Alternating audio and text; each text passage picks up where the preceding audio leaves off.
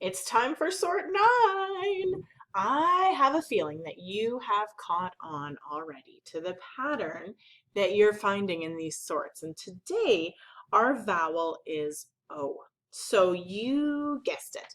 Our short O sound, that's the sound that when we're learning what sound an O makes, it's right? And then when there's an E on the end of those words, that's making that O say its own name. So instead of making an sound like we would hear in sock, we hear an O sound like in bone.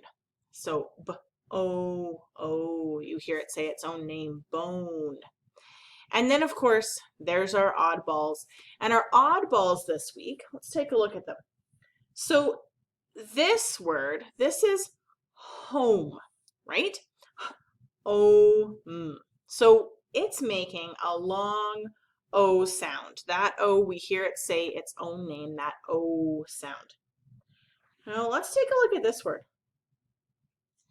If we looked at these words, they look like they should rhyme. They look like they should have the same ending. But do we say this word comb? No, this is come. That O isn't making an sound. It isn't making an O sound. It's actually making the sound like a U would make. Right? That's one of our oddballs this week is come. And you're going to find another one. It's the exact same situation. You would think this word we would say som. Well, that doesn't sound right. This word is some. But it should be som if we were to say it like it's spelt. So this is another one of our oddballs this week. So we have 2 oddballs this week. Come and some are those oddballs. Home is a long O word. O. Now, there are 4 picture words in this sort this week.